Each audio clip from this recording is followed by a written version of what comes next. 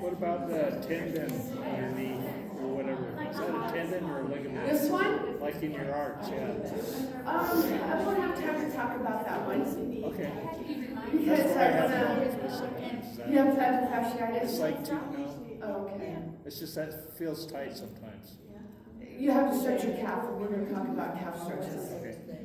So the other thing I found that I like, you can buy this on Amazon or anywhere, just a little rubby thing. I love this, and I use it on my feet joints because it glides over it nicely. I do it also on my wrists because it doesn't hurt. We'll talk about this one. I love this on the muscle. This you can also get on Amazon, very inexpensive. But I would not do that over all those bones. It's just too painful, you know? This is good enough. So I can get in between all those little bones very easily. And have you all massaged your ligaments, everybody? I want you to stand up and see if you feel lighter. Even if you have to take a couple steps.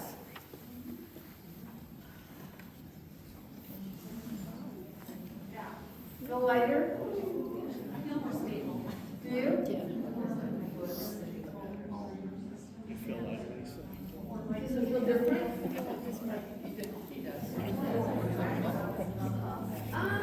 Is that a brush?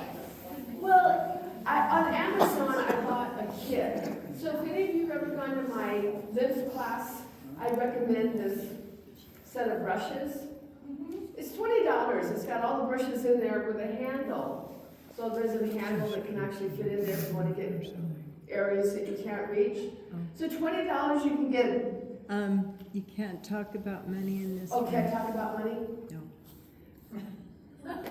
You can tell them, you can show them, Really? you can show them what it is that you use, but you Okay. can't. This is really cool. They sell them with a bunch of other brushes. And anyway, like I said, it feels really comfortable. When we're finished, if you guys want to come up and try things, you can. But this is so nice on the ankle. But did you guys feel a little bit lighter when you stood up? Or when you walked, did it feel a bit more stable? So that's just what, a few seconds of massaging one ligament. This is how profound this particular ligament is. And I have found in my experience in working with people, especially with chronic neck pain, that has to be treated to get rid of the neck pain. If they still have, if you have the problem, somebody with a neck that's still really painful, if you don't work on that, it's going to be really hard to get rid of neck pain. I don't know why. The only thing I can think of is in the movement, in the sagittal plane, but we won't get into that.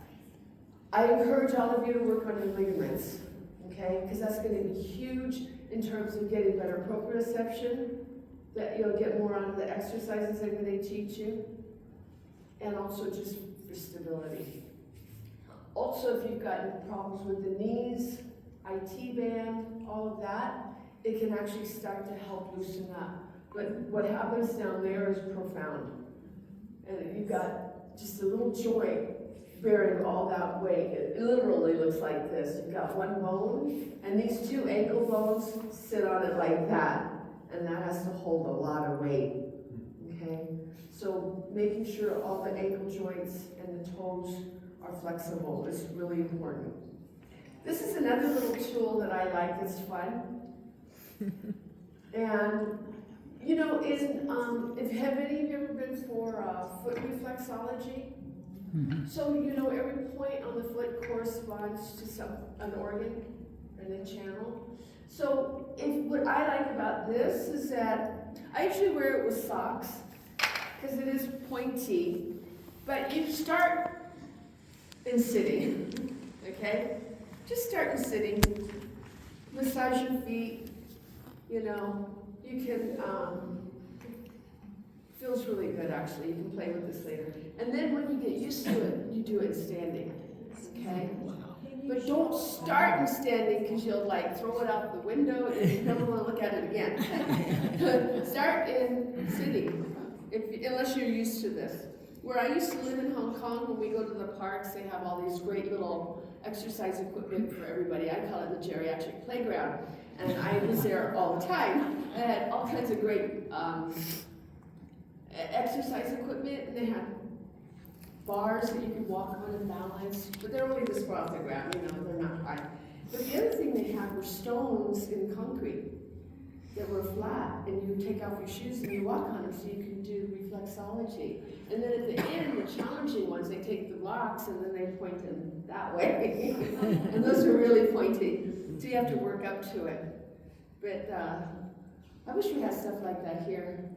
Anyway, so you can play with that. This again, can we say where to get it? No. You can get these in any shop. It starts with a letter. Okay. Any questions so far? Do everybody feel like your ankles are a little bit more flexible? I don't like a thing that has a, like, that I put my feet on, and it has a, like, you know, like, it's not a tan. Foot massager? Yeah, it's not a tan, but it just has electrons, something going through it, it just wanna. Current? Oh, a vibration It plate? doesn't vibrate a lot, but it's just, you can feel electrical stuff going through my feet. I'm sure it's fine. No, I mean, is that good too for stuff like that? Or is that something I totally had to different? see it. Okay. But like the things that I recommend when I say move your toes and stretch your toes and your feet, I don't think that takes your joints to a full range of motion. So Okay. you can add that to it. Okay. And then maybe get one of these and massage the joints around the ankle. You have to keep them loose. It's good for circulation. It's good for lymph drainage. Yeah. So when you've injured ligaments or whatever, and proprioception is disrupted, Wait, I'm sorry, I can't hear. if you've already injured Yeah. the ligaments and the proprioception is disrupted, when you do exercises and loosening like you're showing us, does it fully restore the proprioception? It can. Yeah. Yeah. If you have a really bad injury and if you have surgery, Yeah. where you have to wait 4 months before you do that kind of deep massage over the area. But you can do light massage. Okay. But no, you can restore it. I mean, I broke this one really badly. When I landed like this, I broke it. And so the other end of this bone, you guys, is the knee. Okay? So when you hurt your ankle and you got all that tension, you're gonna have knee problems. When you get knee problems, you're not gonna have hip problems. So it really works this way because it's all connected. So the way you move your foot's gonna change the way you move your knee and how you use your knee, and that's gonna change the way you use your hip. Okay? So what I'm showing you on the ankle is really, if there's one thing you take away from this class tonight, break up the adhesions on the side of your ankle and start massaging your ankles and feet. That's like one of the biggest things you can do. Let's see here. Oh, I lost it. I want to talk to you a little bit about exercises. There's some pretty basic exercises. Oh, shoes. These, so these shoes simulate walking barefoot.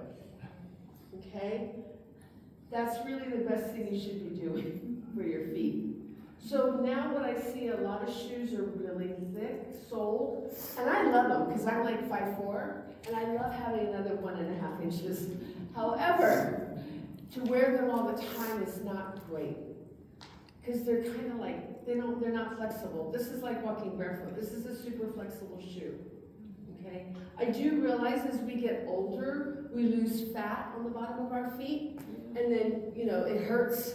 You can just put an insert in here, a cushion, whether it's just a metatarsal pad or just a whole cushion with an arch support. That's better. But if you're wearing I see all the young people now, because it's trendy, right? They're super high, the whole, like a platform thing. Not great for your feet because you're not moving any of your joints when you walk, okay? So it's better to have something that sort of has more flexibility in it. And this is exactly what this is. There's another company called Vibram, and they make some shoes too. There's all different price ranges, but this is flexible. My dog got a hold of the laces. Nice little flexible shoe. Oh, and you know what? You don't have to easily slide in and off. They're like a slipper. I love this. You slide them on and off really easily. We're going to talk about some exercises. I just keep it down to simple exercise. Everybody needs to know how to get up out of a chair just doing one of these. If you're sitting, when you stand up, you should be able to stand up without having to go. Right? These chairs have wheels, so be careful. I think they lock. Yeah, they have a lock on them there.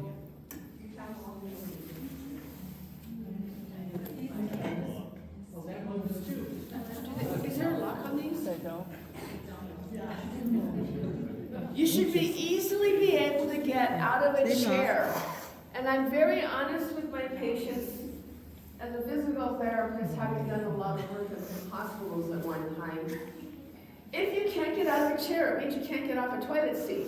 If you can't get off a toilet seat, nobody wants to look after you. And I'm being honest, okay? It's really hard. So I want you all to make sure you get in and out of a chair easily. And I mean, if you want to use a hand rest or whatever, but this is a great exercise. You don't have to go to the gym. All you have to do is practice, push through the heel, come up, and slowly go down. Do not plop, okay? You're not strengthening anything when you plop into a chair. It should all be with control. So sitting down and coming up, okay? This is something, when you're watching your favorite, I want you to think about me telling you to do some exercises while you're watching your favorite show. It's a perfect time, right? While you're watching TV, you can massage your feet, move your ankles, do some standing exercises from the chair. Sound okay so far? If this gets too easy, you can do one leg. Great exercise. So if it gets too easy, you can challenge yourself. Even if that's a goal. If you're like, oh, that's easy, anybody can get in and out of a chair. Now start doing it on one leg. Okay? And that will quickly tell you which leg is stronger than the other. Because when you do both legs, and the one leg that's already strong is doing all the work. Okay? So you can work on just do one. And then when this gets too easy, you can do a whole bunch at one time, or you can just wait and do that. So we should all be able to do that. So that gives you something to work with. It makes you work the big muscles back here, your gluteus muscles. You have to have strong glute muscles. A lot of the time people have back problems and hip problems because they have weak glutes. It's not that difficult. You know what? If you do this every night, if you spend 5 minutes doing the exercises I teach you tonight, if you do it within 5 days, you will all feel a big difference. It happens very quickly, but you have to do the exercise. Any questions on this one so far? Okay. Y'all gonna give it a try? Is your leg just straight out or is it down? Sorry? Is your leg straight out or is it Oh, if you down want to do one at a time? when you're doing one at a time? When I do one at a time, I usually tend to hold it out like that. So out straight. Yeah. Okay. So then that way, it's not in the way. And it helps me balance. Okay. Now the next exercise that we're going to do is our calf muscle, because that's what we use when we walk. We have to push up. Also, it's important for stairs. So we're going to do just heel raises. So the beauty of this is if you feel really, really weak, you can start, in sitting and work up to standing. When you do this, I want you to make sure that when you come down, it should be slow. So, you know, let's say if everybody wants to stand up and hold on to the table for balance, if they need to. When we do our heel raises, I want you to come down slow. Okay, so when we do heel raises, come down slow. Don't go. See the difference? The slower you go, the more you work the muscle. And you just do 10, rest, 10, rest, 10. If you do that, you'll notice a huge difference when you walk. You'll actually feel like you have power when you take a step. But if you need to hold on for balance, you can do that. Just remember, when you come up, slowly come down. Up. Slowly come down.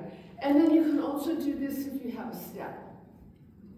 So if you, there's no steps in here, but you know what I mean, like you can do it on the end of a step, because then you can get your heel down a little bit more.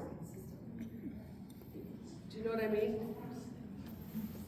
We don't have steps here, but, oh, here, sorry, duh. We'll say that's a step. Now I'm really challenging myself. Okay. I'm not going to do this on one foot up here. So if I do a heel raise, see how far I can get it down? Then you can do a heel raise that way. So really work it even harder. That's if it gets too easy the other way. Okay? Most people have a step somewhere around their house, inside or outside. You're looking confused. Allison? No, I Oh, was that way. Okay. Does everybody understand what I'm talking about? So you can work your calf muscle even more? Okay. My natural thing, my natural resting thing. Confused. All right. So the other one that we're going to do is, I think a lot of people know clamshell. Yeah, you do it lying on your side. Well, let me teach you one that's easier. This, believe it or not, is incredibly effective. And if you say, I'm never going to get on the floor, then you do it on your bed or on the sofa, okay? This one is just a bridge where you lift up and squeeze your bum as hard as you can, and then slowly come down. Okay? It looks simple. Again, if you do this every day for 5 days, you're going to notice a big difference in your muscles. It does not take long. When I was in the hospital, we would teach this. And I used to tell my patients, because the way I want them to contract, I would say, I want you to pop the buttons off the mattress with your bum cheeks. Because I want them to contract the bum cheeks. You're not just lifting up, you're actually squeezing them together, like you're popping buttons off the mattress. That's what I want you to think about when you do this exercise. It's not just lifting your bum up, okay? Do any of you have seen these kind of bands? This is another way you can actually challenge yourself more. So you can do this. See, this is great. You can do all of this stuff at home. So I can have my feet shoulder width apart, and then I squeeze and lift and hold it, and then down. Okay? Any questions? When you're doing that, you're just contracting laterally, and, you know, you're pushing your knees out. Am I contracting laterally? Yeah. Are you pushing out that way, or are you just coming in? No, I'm just coming straight up. And then if that gets too easy, you can do it like this with one leg. Okay? But still squeezing your bum cheeks. It's amazing how strong it gets just doing this. Okay, and then you alternate. And all of you, you do know when you exert, you should always be exhaling. Because otherwise your blood pressure goes up. So whenever you're exerting yourself, just do a slow exhalation. Clamshell, this one's where you lie on your side. And you can't put a band around you. I got one that was a little bit bigger. They make all kinds of bands these days.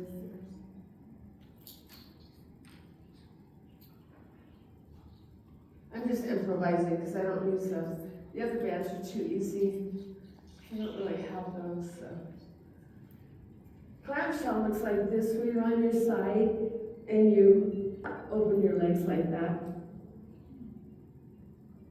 This might not be a great example because it's not tight enough.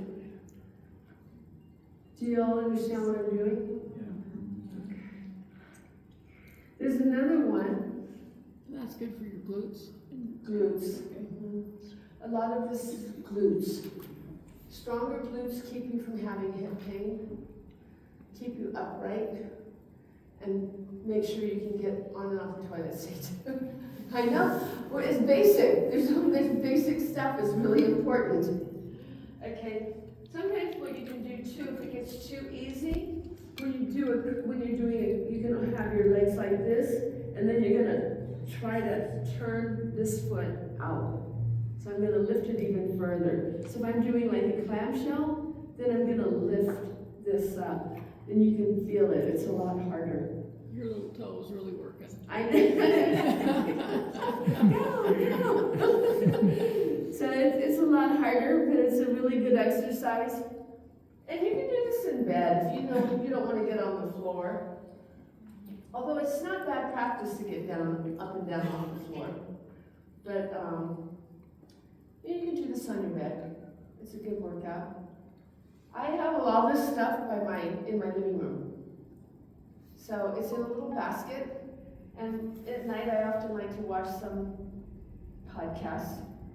I turn on the podcast, and then I start my exercises and stretch.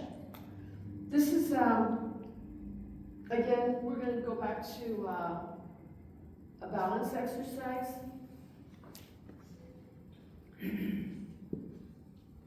You've seen these balance boards? These are nice. I like this one because it's light. Doesn't have to be heavy. And this is something you can also start in sitting. So you can just put your feet like this and then just sort of get used to balancing, okay? And then after a while, you can do it. This is so not, like, you don't want to do this on a chair with wheels. You can do it. When you first stand on it, stand in the middle so that you don't turn it off to one side, and then you can get your other foot on there.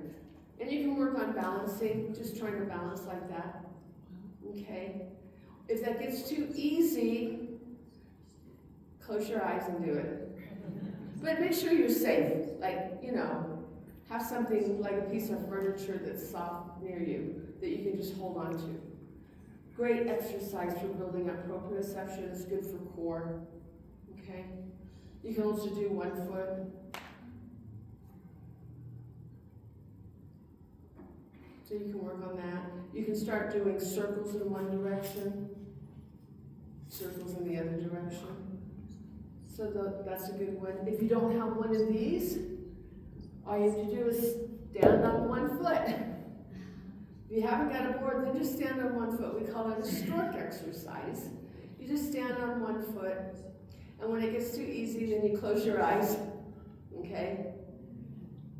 The other thing you can do with this, which I like, is I would stand on one foot, and then with this leg, I do like a clock exercise. So I would go 12 o'clock, 6 o'clock, 1 o'clock, 7, 2, 8, 3, 9, 4, 10, 5, 11. Why would that be good to do? Every angle. Every angle is practice. You're working it in all directions, and what else? You're combining numbers with movement, so you're combining numbers and movement and just Yeah. increasing the numbers. Things That's good, and also crossing midline, that's does good things for the brain. The main reason I like this is because another reason people fall is when they change directions. Okay? So when you do an exercise like this, and you're putting your leg in different directions, right? It's really good because you get to where so many people fall when they turn. Okay, so that's a really good exercise. Again, you don't need any equipment. Just think of a stork and then the clock. Okay, again, you can just do this anywhere. I used to do when I lived in Hong Kong because we had great public transportation. I was always on the train and it was moving. And I would always grab the rail. There's a pole, and not everywhere, but I would grab the one with the pole. So when we really got moving, I would do this and standing on the train, because while the train was moving, I was having to balance. It was such a good exercise to practice, you know. And then do it with your eyes closed. Whatever it gets too easy, just close your eyes. We have a foam pad that the physical therapist gave, recommended. Would that work? It's a balance thing too. Is it the kind you sit on? No, it's to stand. It's a, Oh, sure, I'm sure that works. it's about, like this and this thick. It's made for balance. Yeah, then I'm sure that's fine. It doesn't, I mean, I'm just giving you simple ones that I have at home. Yeah, no, they're all, anything for balance, yeah. Sometimes they have the ones that slide like that too. That one's more challenging. But, the smaller this is, the more it moves. So the bigger it is, the easier it is. Some of them you can buy and you can switch sides. This is just cheap and cheerful. I think I paid like $10 for it. I didn't hear that. Let's see, exercises.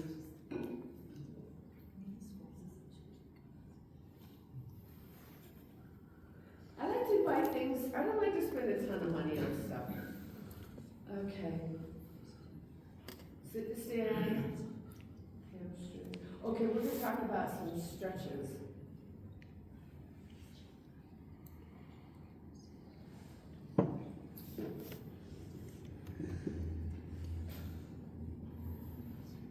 You know, one of my favorite quad exercises, you can do it on the floor. I'm going to show you what it looks like up here. Can most of you get on your knees and kneel? Can most of you do that? No? Right now? If you want to, but I would do it on the floor, the table's hard. And if you have knees, so for some knee people, you can pull out your yoga mats. You can even fold it like this if you want to. I'm going to show you an exercise that will make your quads so strong it's mind-blowing. Okay? But if you feel like you can't do it, just try. So, and I like it because you don't need equipment. And it's better than any quad exercise in the gym. What you do is you lean back as far as you can and slowly come up. Try it. Your legs get so strong. If you can only go back to here, that's okay.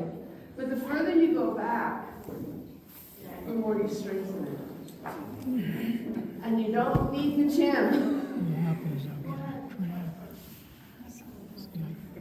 If you need anything under your knees for padding, you can do that. You might need to put your feet flat too, so you can go backwards. If you do this, you can't, it kind of crunches the toes. So just leaning back as far as you can. And then slowly come up. Huh? Can you feel it? New knees, you can't get Can you feel how hard it is? It's a great exercise for your quads. And you only need to do about 5 of those every few days. And you will get so strong. Can you feel it, Becky? Oh, yeah. It's good, isn't it? Have you ever done that one before? Sure. Okay. Good one. Super good. You have to have good, strong legs, guys. This also helps the hips. You will have to work up to that one. Just do a few of those, Yeah. and before you know it, And when you're might first you'll trying see the to muscles popping out of your quads. she's probably That was not on the sheet. the fit person.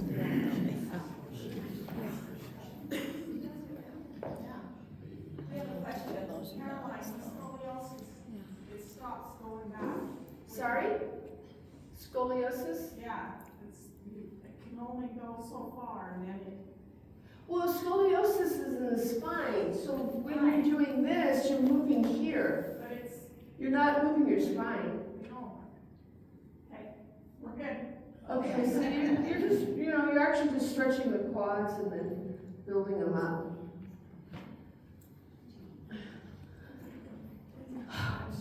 Now, this is one of my favorite ways to stretch.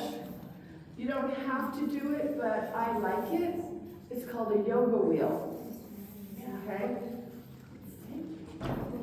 I'm going to just show you some stretches on a yoga wheel on the table. Again, if you can't do it on the floor, so we're going to pretend I'm on the floor.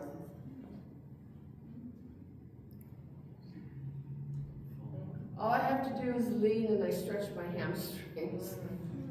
So it's just a really nice way to stretch. And then if I have a piece of furniture, I can hold on to the furniture. You have to have flexible hamstrings. When your hamstrings are tight, what ends up happening, look what happens to my body when my hamstrings are tight. See? What happens when I'm like this? This gets tight. Then what happens? Now my head comes forward. And what happens now is gravity is going to make it easier for you to fall. So your ear has to be over your shoulder has to be over your hips.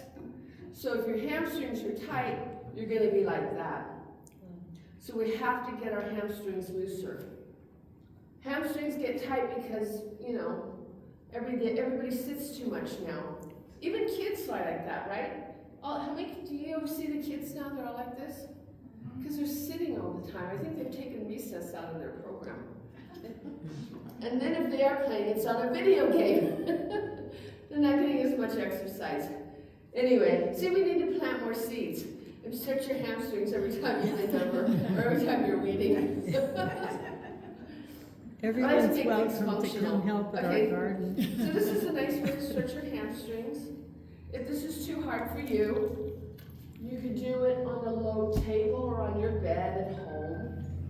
We'll pretend this is a lower bed. And of course, you're not going to be this high. Your bed's, a little bit lower, I think. I've seen some really tall beds, though. So you can stretch your hamstrings like this. Have a piece of furniture near you, and you can start stretching your hamstrings. It's very effective to be able to start loosening this up. All of this is important because it's to prevent knee and hip problems. Okay? All the muscles that I'm teaching you to stretch start in the pelvis, cross the knee joint. When they're tight, you end up having hip and knee problems. Okay? The other one is your groin. So if I was stretching my hamstring, now if I want to stretch my groin, I'm just going to turn this way and push out. So I have both hands like this, and then I just push out. And go as far as I want. I don't want to tear anything. When you stretch a muscle, it's not like a rubber band. It kind of is, but what's happening is when you stretch a muscle, the brain says, oh, we're using that differently. We need to build more muscle cells. And so every day you stretch, even if it's for a few minutes, the brain starts building longer muscles. That's what you want. But you have to make more cells, so it can take a couple of months. So don't sign up for a stretching class, and give up in 2 weeks. You have to do it regularly so that the body can actually have time to build more muscle cells. And if you think you can't, You can. As long as you're breathing, you can make more muscle cells. The body is still growing all the time. The other stretch I like to do on this is now I do my ankle. How long do you hold the stretch? On days when I feel like I need to do longer, I might do it, a minute. But because I stretch every day, I don't have to do it for a long period of time. But let's say if I did something the day before, like let's say I, did a really intense hike or did, move furniture or something, and my muscles are sore, I might need to stretch a little bit more. This is a nice way. This is very important. Most people can't get their ankle like this. The reason you want ankle, we call this dorsiflexion. This is one of the most important things to keep you from getting arthritis of the hip. And I'm going to explain why. Okay?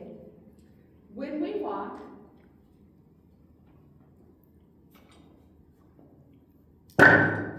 when I push, I come down on my foot. When I push off, see what my ankle does? See how I have to have that flexibility? Okay, that flexibility is really key in keeping the integrity of my hip joint. Gosh, this is wobbly. It's got wheels on it. Is there wheels? All right. So when I push, Better when walk it. I walk and I'm pushing off, if I don't have dorsiflexion, that means this leg can't get back far enough. Because what happens if my ankle's really stiff? I get to here, I have to hurry and put my other foot out. Because my ankle's so stiff, I can't actually take a proper stride. See that? Are you gonna put, are there lumps on there? Oh, thank you. Thanks so much.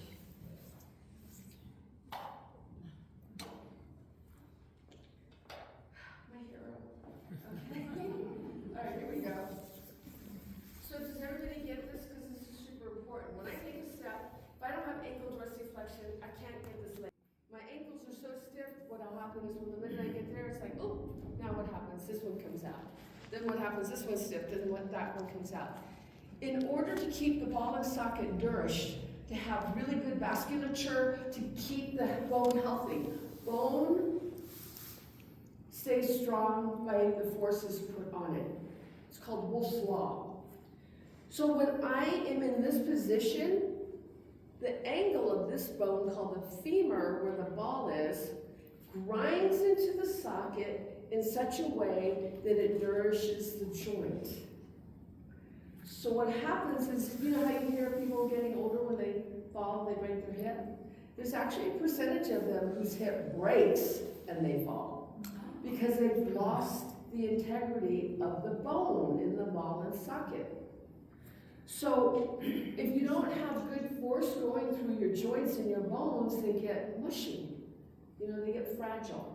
So the hip joint, by the way, this is not the hip joint. For those of you who think this is the hip joint, the hip joint's right there. Right where that natural crease is, just inside of that, that's the ball and socket. Okay, right there. So this has to be able to go back here. Okay? So every time I walk, I want to take big strides. I want to have big strides. Whenever I can, I want to have full strides. I don't want to do this. Right? So you know why this starts? Because people don't have flexibility in their big toe. That's why I'm telling you stretch your toes. And my big toe is so tight.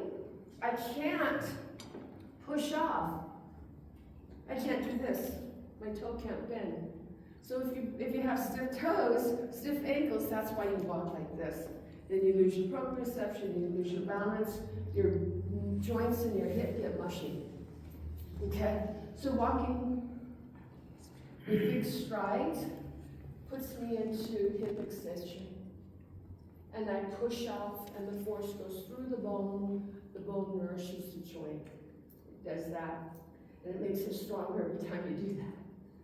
So this is really good flexibility. So far, so good.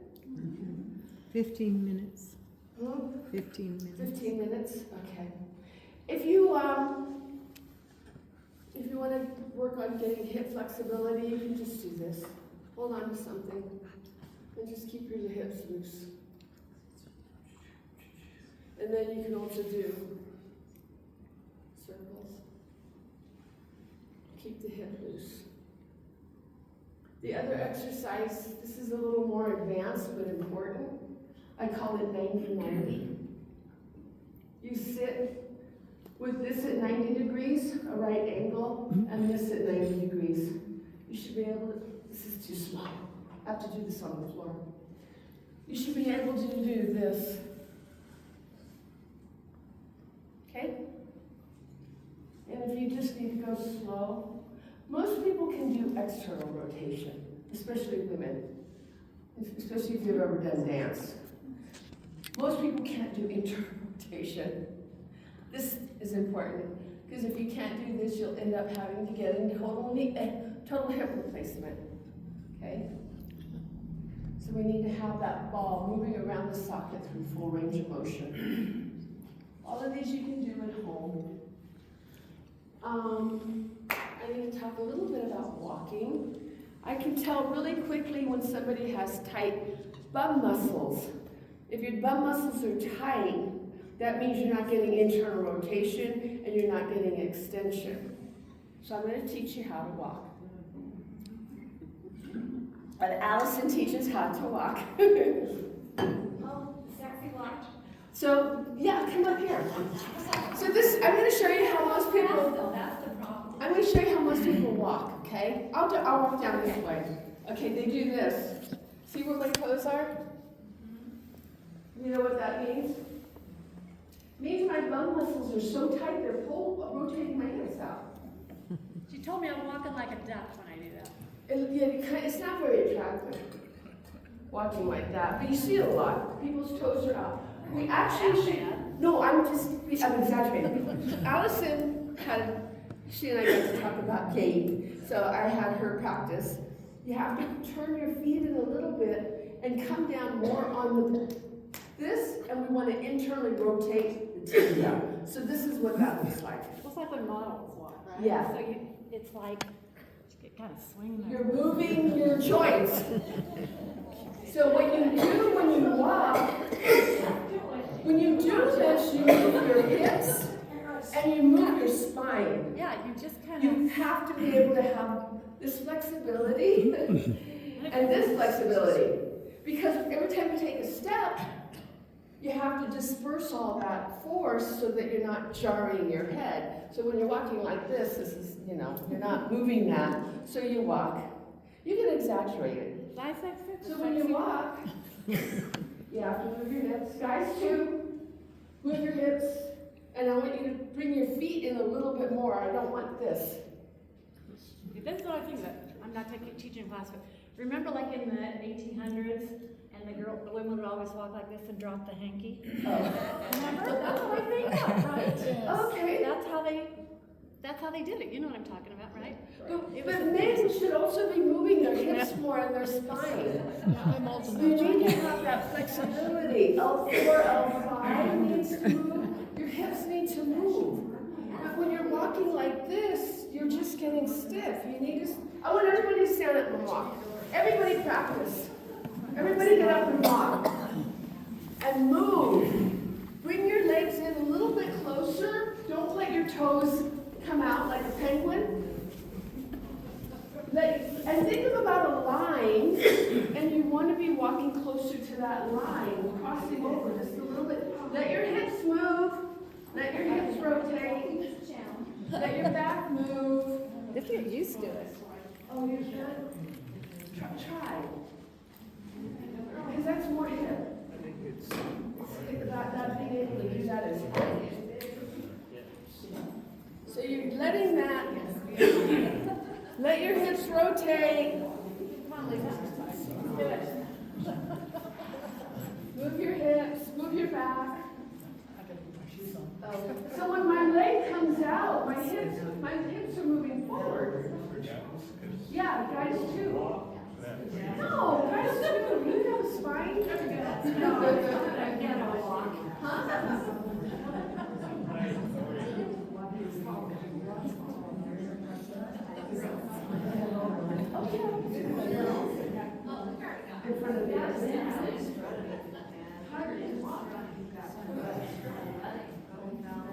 Gotta get the middle. So walking, just relax though, you know, just let it be relaxed, let your hips move. Arm swing, you have to have your arms swinging.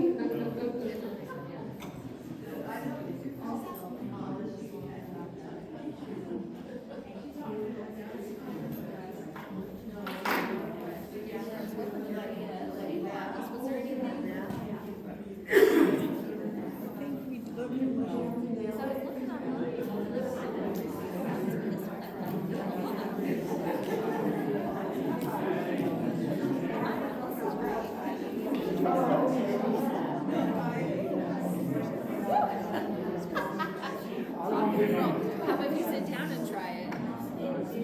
No.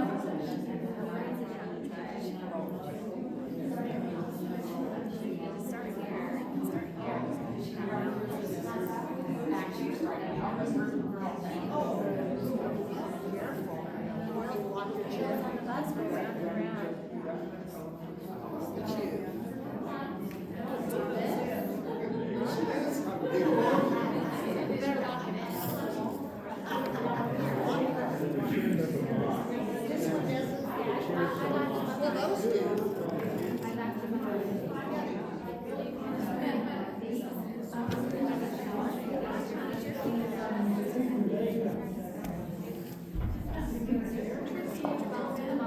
Let's go round and round. I don't know if it's now. There was this more oval shape. Some round. We don't know how much it is. We're putting by the table.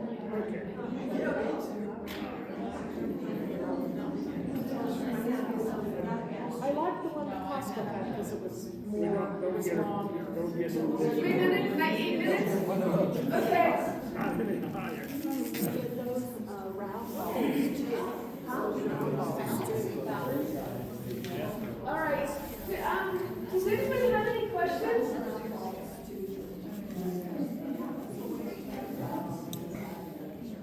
Oh, yeah.